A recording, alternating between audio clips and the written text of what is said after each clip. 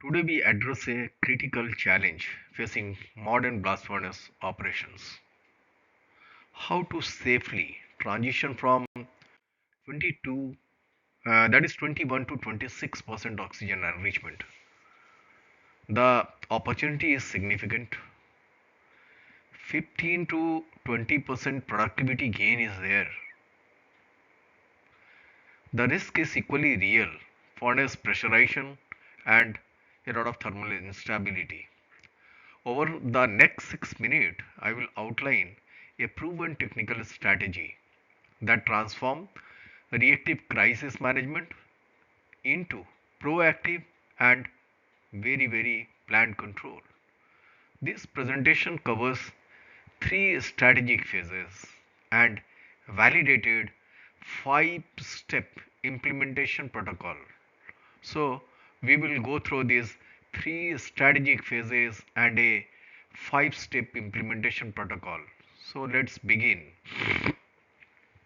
So first the paradox.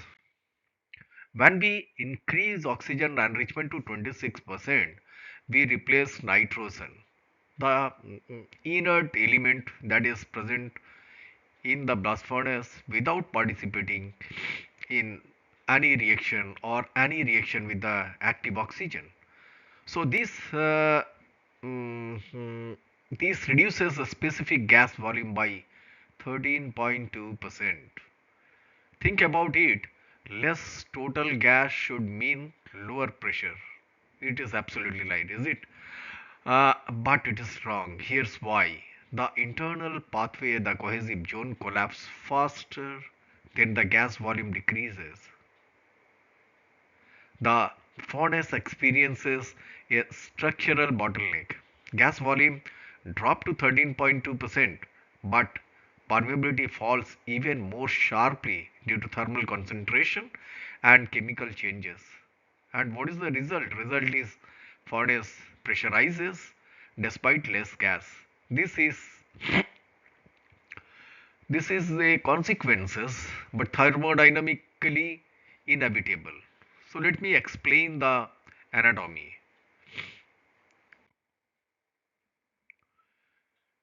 Three mechanisms collide to create a pressurization. The first is cohesive zone deformation. The high raft causes the cohesive zone to shift lower, becomes more compact, and stretch horizontally across the furnace width. Instead of vertical V shape, it becomes a flat W shaped plug.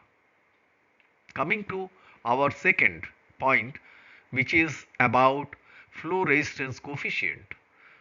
Since softened ore is 52 times less permeable than coke, a flattened, wide cohesive zone dramatically increase FRC.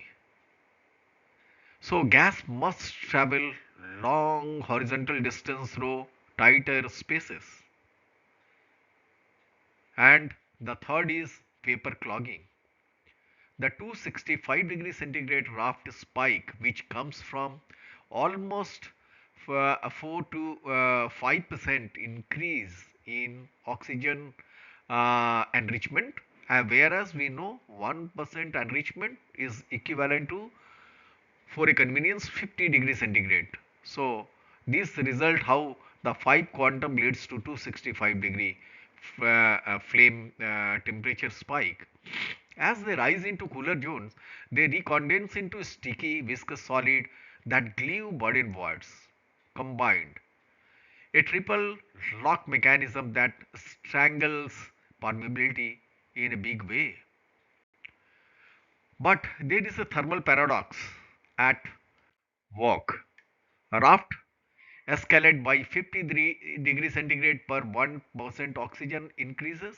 At 26% oxygen enrichment, the hearth becomes dangerously heat excessive. Yet the top gas temperature drop. Why? Nitrogen is the primary heat carrier. When we replace nitrogen with oxygen, less mass rises to the top. So less mass is equal to less sensible heat delivery. If top gas temperature fall below the dew point of 110 to 120 degrees centigrade, moisture condenses. The body becomes sticky, material descent become erratic, slip and hang occurs. So we have a heat inversion, too hot at the bottom, too cold at the top. This thermal instability triggers operational chaos. We must stabilize it. Phase 1, the steam break.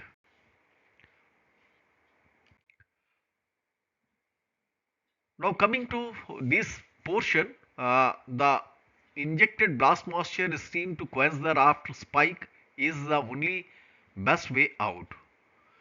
Every 10 gram per normal meter cube of steam reduces raft by 48 to 50 degrees centigrade.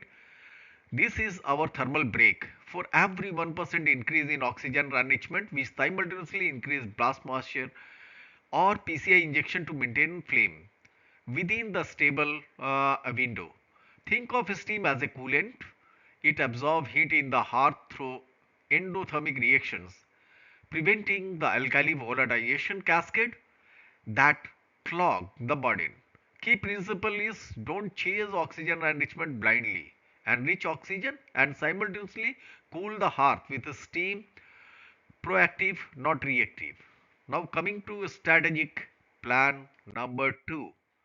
Phase 2 addresses the structural bottleneck. Open the furnace center, the center working philosophy, the compacted cohesive zone restrict horizontal coke slit. Solution is create a central coke chimney, a high permeability escape route using the ballast top, charge large strong coke pieces towards the center.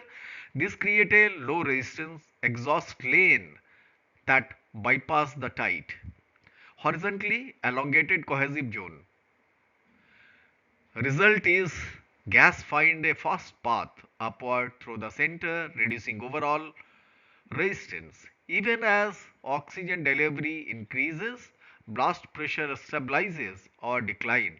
This is a counter intuitive uh, more coke centrally, which will give your lower resistance and lower delta P. But it's a metallurgically sound. Not it is not all the time metallurgically sound. The center becomes the pressure relief valve, no doubt. But as we put a higher aperture, then utilization also drops. So very balanced way we have to keep the aperture of center chimney. Now coming to the phase 3 or strategy number 3, where pulverized coal injection as the synergistic enabler. Oxygen enrichment is the essential prerequisite for high rate PCI. Why? Because PCI decomposition is endothermic, it requires heat. At 26% oxygen enrichment, the flame spike provide massive heat available for coal pyrolysis. Increasing PCI absorb this access to your heat, replacing expensive coke while simultaneously stabilizing flame. So what is the bonus? Bonus is in terms of improved coal burnout at 24% enrichment. Coal burnout increased by over 13% compared to a standard year. Unburned car no longer clog the dead man. Strategic synergy is oxygen enrichment plus steam plus PCI is equal to three-legged stability stool. Each leg support the other. Now the validated operational sequence. Step 1, baseline audit, verify top gas temperature is above 130 degrees centigrade and delta P is stable. This is your starting point. Document it. Step 2 is preemptive adjustment. What is that? Before enriching oxygen, increase blast moisture or PCI. Prepare the furnace for the thermal shock coming. Step 3 is oxygen enrichment increment. Increase oxygen enrichment by 0.5 to 1% per shift. Not aggressively, gradually. Give the furnace time to adapt. And step 4 is the distribution shift. If delta P rises even slightly, immediately shift more coke to the center using ballast top. Don't wait. Step 5 is steady state monitoring.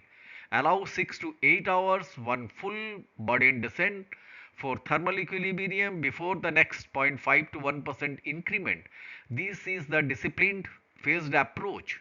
Patience, yield, safety, and optimal performance.